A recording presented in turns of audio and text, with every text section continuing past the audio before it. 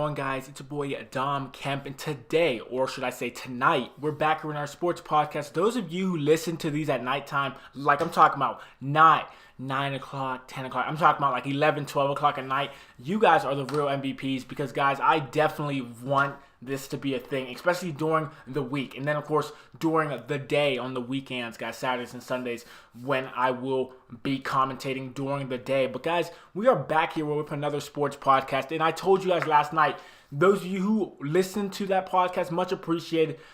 And, guys, we don't have any feedback on that, guys. So if you haven't listened to that podcast yet, guys, it was about what are the Cavaliers doing, something like that. But they did bounce back tonight, guys. But that is not the thing we're talking about right now. They played the Milwaukee Bucks and stuff like that and ended up beating Giannis Antetokounmpo. I don't know how to say his last name. I'm sorry. But other than that, guys, we're going to be moving on right now into something new, guys. This is something that I want to have on my channel for years to come. Especially since, guys, I'm highly motivated about college football and college basketball. Real quick, guys, I'm going to be having a college basketball podcast tomorrow night. So stay tuned for that. It should be pretty fun. But, guys, we are here with the Heisman Watch. This is my top 5 Heisman Watch going into this upcoming Saturday, guys. Also, it's not just the Heisman Watch we're talking about tonight. We're also talking about the college football playoffs and the power rankings, guys, and who's 1, 2, 3, 4, 5, 6, 7, 8, 9, 10 in the rankings, guys. I will bring that up a little bit later in the podcast, but right now we're talking about the Heisman Watch that I believe these are the players to watch going into Saturday, especially if they can excel or mess up and knock themselves out of the top 5. Guys, at number 5, I have quarterback Lamar Jackson from the Louisville Cardinals.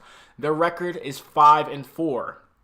Reasoning behind me having him at number 5 is because Lamar Jackson's Cardinals, guys, already have 4 losses on the season, including 3 of their last 4. But as other Heisman contenders continue to struggle to end the year, such as Khalil Tate and J.T. Barrett, are great examples of that. But of course, Jackson's production still remains very impressive. He's on pace right now to have 1,000 yards rushing as a quarterback, by the way, and is on pace for 3,000 yards through the air. So he's definitely putting in work, guys, with the Louisville Cardinals. It's just a shame that they do have a 5-4 record, guys. And in my opinion, he won it last year, guys. So let's just be honest. He's not going to win it this year due to the fact that if you are going to be a Heisman contender, a top 3 even Heisman contender, I'm not talking about top 5, I'm talking about top 3 Heisman contender, you need a solid record, and it definitely helps to have a fantastic team behind you. But losing pretty much 3 of their last 4 games, in my opinion, Lamar Jackson is number 5 in my book, guys. Thought about putting J.T. Barrett there, guys, but he's struggling the end of the season, guys, so he's not looking too promising as in my top 5 at least. Let me know who you guys have at number 5 in the Heisman Watch. Let me know that right now. What can he do to excel in the race, guys? What can Lamar Jackson do to excel in the race? I believe Lamar Jackson can win out. If he wins out, guys, he can definitely have an opportunity back in the top 3 and possibly win the Heisman for the 2nd straight year, which, guys, I do not think that's ever been done. If it has been, it's very rare. It's probably 1 or 2 people who have ever done it within the Heisman's limits, guys. So it's pretty interesting seeing that him back up there in the top 5, but, guys, he might drop out of the top 5 if they do lose this upcoming Saturday.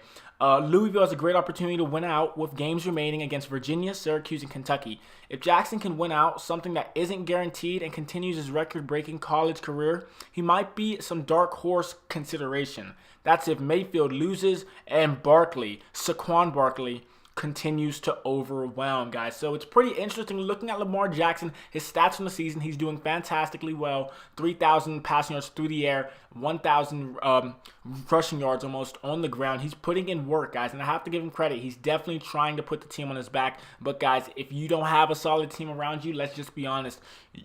You could be the best player on the team, but if your record's 5-4, 5-5, 5-6, you're not winning the Heisman. I'm just saying that right now.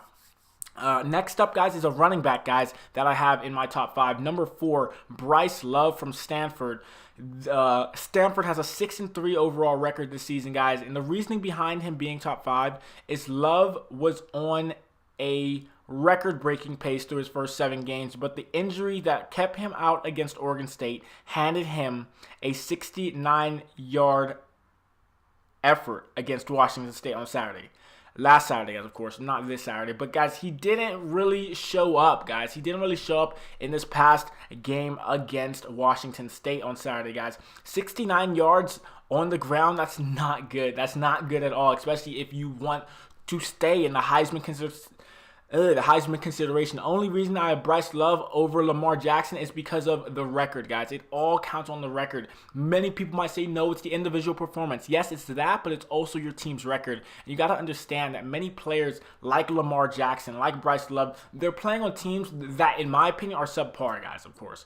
They're subpar because they don't have any other star talent except, say, Bryce Love at running back and Lamar Jackson at quarterback, guys. So pretty much that's how Stanford's looking right now with Bryce Love at running back, guys. He is no longer the FBS rushing leader either. San Diego State's Rashad Penny has 146 more rushing yards than him, guys. So he just got knocked out of the rushing leader in the entire FBS, guys. That's amazing. He got knocked out by a San Diego State player named Rashad Penny, which actually it's funny because I play in NCAA football 14 with 17, 18 updated rosters, guys, and it's so fun. It's so realistic in my opinion. I watch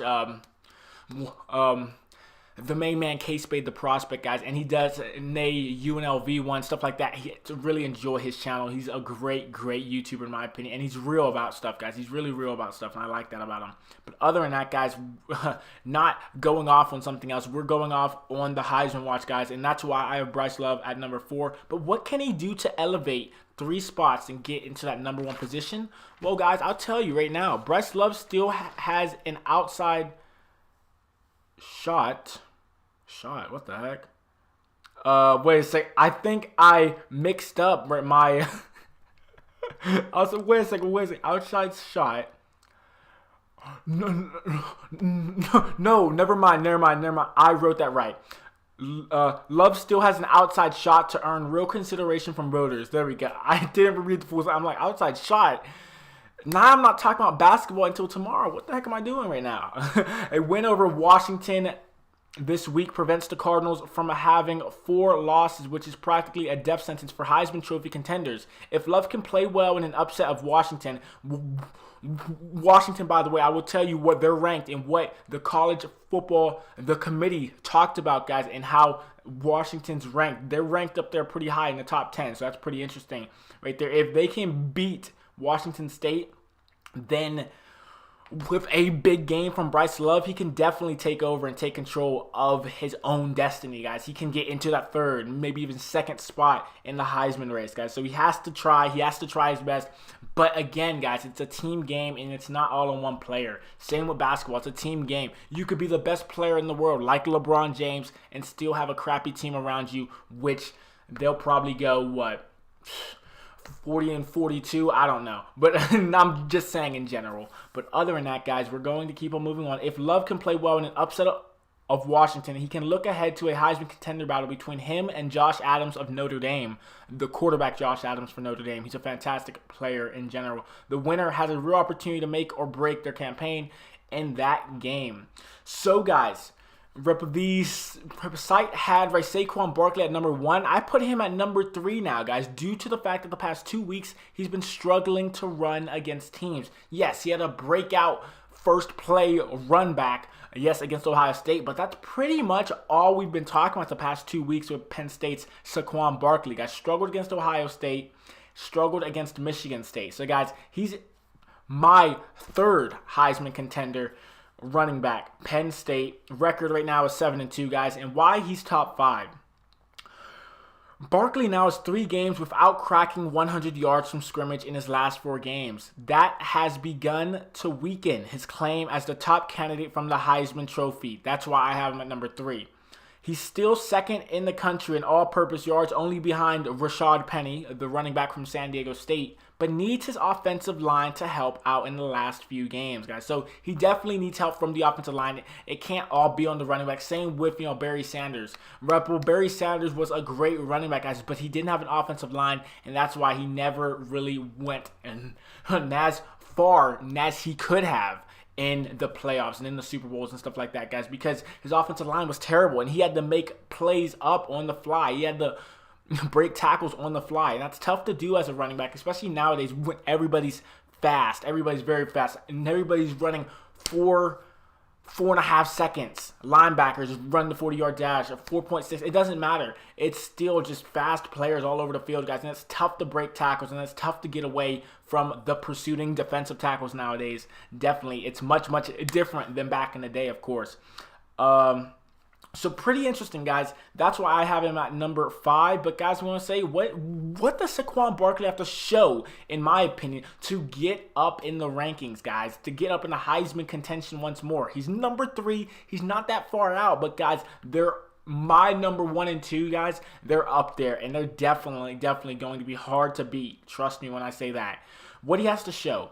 Penn State and Barkley have 3 easy opponents remaining in Rutgers, Nebraska, and Maryland, while Mayfield still has tough games against TCU, West Virginia, and likely the Big 12 title game. Barkley needs to trounce his opponents and put up his usual highlight reel plays at the end of the season. So, guys, he literally needs to run all over them, whether it's the receiving yards or whether it's running. He's a running back. He should be able to break tackles like he did in the beginning of the season. He exploded at the beginning of the season. And then in these past 2 weeks, he struggled. But guys, not everybody's going to have a good week. Some players are going to have an off week. Most players are going to have an off week. Some players. Most players are going to have an off day, guys. And definitely it's looking like Saquon Barkley's in a little bit of a rut, in my opinion, guys. Those of you who support Saquon Barkley, I support him too, but I'm just saying, guys, he's at my number 3 due to the fact that these past 2 weeks against Ohio State and against Michigan State, he didn't crack 100 yards, man. He did not crack 100 yards in rushing, and that's not what you want to see from a Heisman candidate. That's definitely not what you want to see from a Heisman candidate. We move on, guys, to the last one. We move on once again. This time, guys, at number 2, it was tough. It was very tough to pick my number 2 because it's in between Josh Adams and Baker Mayfield. And the reason, guys, the only reason, if you're a Notre Dame fan, please don't roast me in the comments down below. Josh Adams should be number 1. No, I put Josh Adams at number 2 because he still has something to prove against Miami. Miami is a team on a mission. They have that turnover chain, and they're hyped. They're hyped every game. They're excited. They're ready to play. Guys, and I'm telling you, Josh Adams, he really needs to play exceptionally well for me to consider him at number 1. But guys, definitely it's going to be tough against Miami's lockdown defense pretty much. But guys, Josh Adams is my number 2. He's the quarterback for Notre Dame. Their record right now is 8-1, guys. So they're having a pretty decent season. A very, very good season, guys. And I will let you know about the rankings as well after this. But moving on, Josh Adams has earned at least 110 total yards in all but 2 games this season and has taken advantage of a great Notre Dame offensive line all year. But he left the team's game against Wake Forest this week and didn't return. He'll need to be healthy if he wants a real shot at the Heisman Award. And guys, he needs to stay healthy if he wants to be my number 1 in the Heisman race, guys. It's winding down. The season's winding down, guys. I believe it's on December something is when, I think it's at the beginning of December is when the Heisman voters, guys, they will all vote and stuff like that, guys. And I'm going to be doing this at a week-by-week basis up until that point. So stay tuned for that every week. Of course, what he has to show. Along with staying healthy, Adams needs to continue to help Notre Dame stay on the right side of the win column against Miami, Navy, and Stanford. They're going to have a tough time against Miami, guys. Miami, I watched the game against Virginia Tech, and Miami, man, they don't play. They do not play. They will come out swinging. And if you are not ready for Miami to swing at you, you need to fall back, guys. I'm saying that right now. It's going to be a heck of a game this Saturday, Notre Dame and Miami. I'm going to be having that on full blast. And after the game, I'm going to let you guys know my opinion on it and certain things like that. But I'm excited for that game. That's probably one of the biggest games of the entire season, with the exception, of course, of the Ohio State and Penn State game, which was exceptional, in Virginia Tech and Miami. That was also a good game. a night game as well. So that's why it was pretty exceptional. But guys, we move on. An undefeated finish to the season will put Notre Dame in the college football playoffs and put Adams in serious contention for the award, guys. So if they can win these next 3 games, these final 3 games of the college football season, Miami, that's going to be tough. Navy, they can walk right through. And Stanford, they can walk right through, guys. So their last very tough opponent is Miami. And Miami, I'm telling you, they're going to come to play. Catholics versus convicts, whatever you want to say. It's going to be a heck of a matchup, and I cannot wait. Let me know in the comment section down below real quick, just as I'm saying this, guys, who are you going for in that game? Notre Dame nor Miami? And I've never really liked Notre Dame, guys, so I'm going with Miami all the way, man. Hopefully they can come out on top. That would be great. And finally, guys, at my number 1 in the Heisman watch, guys, I have Baker Mayfield. Now, many of you guys are probably saying, oh, yo, Don, be quiet. Why Baker Mayfield? Just chill out. Here we go. Baker Mayfield from Oklahoma. The record right now is 8-1. Why he's my top 5? Mayfield threw for 598 yards on just 36 passing attempts in Oklahoma's shootout with rival Oklahoma State. Now, wait a second. This is not an unranked Oklahoma State team. This team was number 11, okay? Just outside the top 10. Number 11 in the nation at the time, and no one played defense. So I understand if you're going to say, well, Oklahoma State, they didn't play defense. They didn't do this. They didn't do that. But Baker Mayfield, just relax and understand why I have him at number 1. He's throwing for he's throwing for 600 yards. He threw for 600 yards in one game. Okay, when's the last time you have seen or heard of a quarterback throw for that many yards?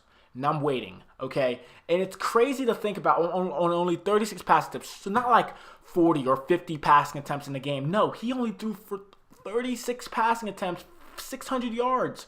Most of the passes were over the top as well. Not those short change throws. No, they were over the top, guys, beating the safety. And it's just amazing to see a player like him. That's why, guys, if you haven't listened to my Ms. Baker Mayfield, the next Johnny Manziel podcast, listen to that, guys, and you guys will understand why I'm so hyped about Baker Mayfield, especially since he's a senior this year and he's going to the NFL draft next year. I'm so excited. For him, guys, and I hope him and I wish him all the best, man. I definitely do. But, guys, I'm not finished yet. Wait a second. Shootout with Oklahoma State. Historically impressive numbers for a Heisman contender who has constantly impressed all year. He is constantly impressed, beating Ohio State, stabbing the flag in the horseshoe. Okay. Come on now, man. Who else does that? What quarterback does that? I'm waiting once again. And I would say maybe, I don't think he did this, but maybe Tim Tebow. No, he wouldn't do that either. He has respect. And I'm going to be honest, Baker Mayfield, he doesn't care who you are. He's going to beat you the way he beats you, and you are going to not like it, obviously, but you are going to respect him as a person if he beats you down like he did.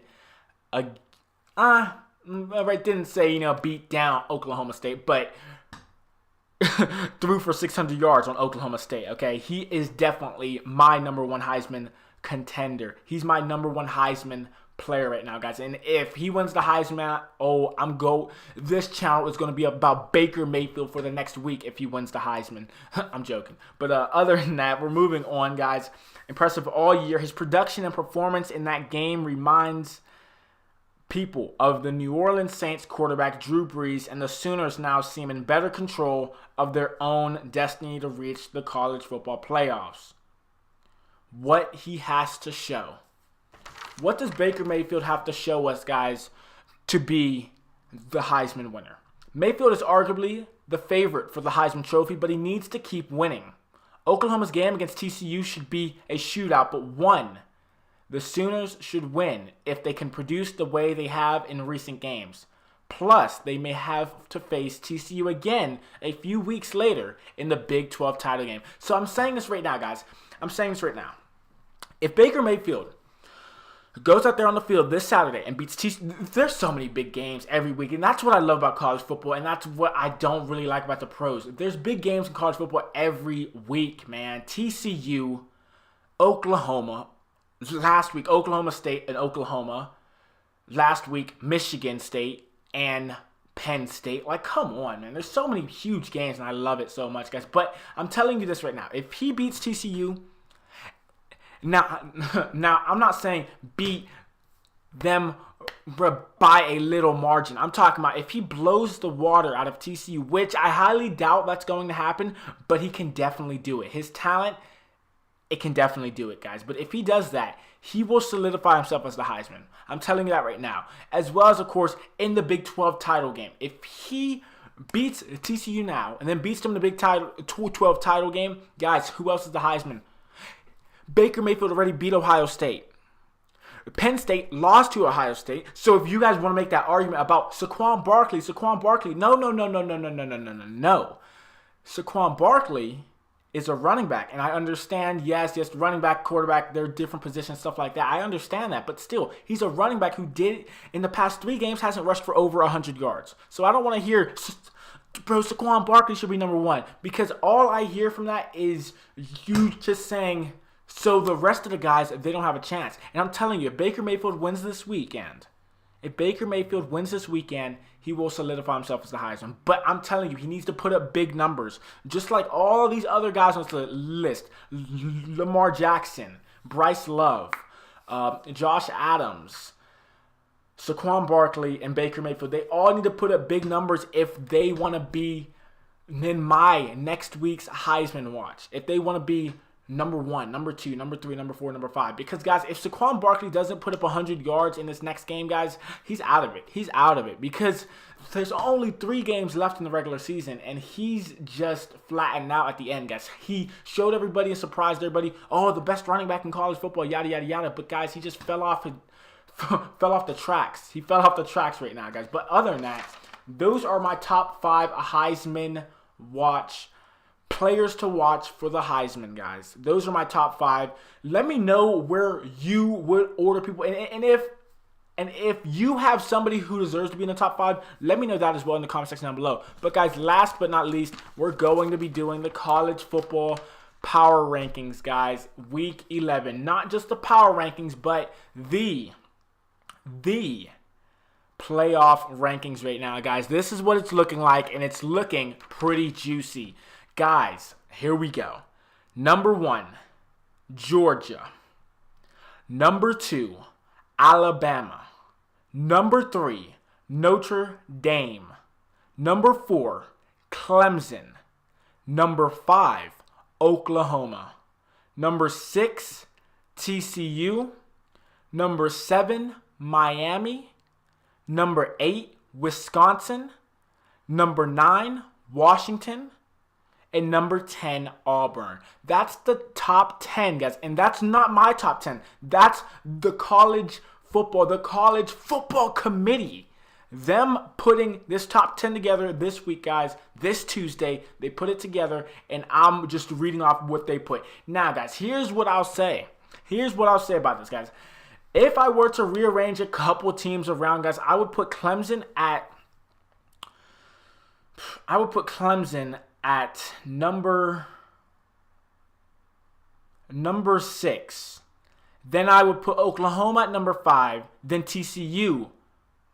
No. Then I would put Oklahoma at number 4 and then put TCU at number 5. That's how I would arrange it. But, guys, then again, you look at the teams that are playing fantastic right now. Miami, Wisconsin, Washington, guys, as well as Auburn. They have a chance. If one of these teams loses this week, which, of course, one of them is going to lose, Notre Dame and Miami, that matchup, one of the top 10 is going to lose. And then Oklahoma and TCU. Guys, I'm telling you, I'm looking at these college football rankings, and I'm saying we are going to have some upset fans at the end of Saturday. We're going to have some upset fans because, guys, this is interesting. These matches now are like playoff matches already, guys. It's like the college football players have started this Saturday because literally Miami and Notre Dame, Oklahoma and TCU, what can you do? What can you say about that? Like, come on now. But other than that, guys, let me know. I'll say it one more time, guys. Let me know who you think should be in that top 10. One more time, I am going to run down the names of teams at number 1, Georgia, number 2, Alabama, number 3, Notre Dame, number 4, Clemson, number 5, Oklahoma, number 6, TCU, number 7, Miami, number 8, Wisconsin, and number 9, Washington. No, not Washington State, Washington, and number 10, Auburn. Let me know, guys, if any of your teams should be in that top 10. And I'm not saying your teams, but I'm talking about, and that's an overall record. Who should be in that top 10 and who should not be in the top 10? Let me know in the comment section down below, because I believe the College Football Committee has done very well in placing the teams where they are right now, guys. But one of them, two of them are most definitely going to lose this weekend, guys. It's either Miami or Notre Dame or Oklahoma and TCU. One winner, one loser. Who is going to miss the college football playoffs? That is it. Thank you for listening, guys. Like and subscribe, those of you who enjoy these podcasts. I will be back with the college basketball season, preseason, All-Americans, and stuff of that sort tomorrow. So stay tuned for that. But other than that, thank you for listening. I'll talk to you guys later. Peace, guys.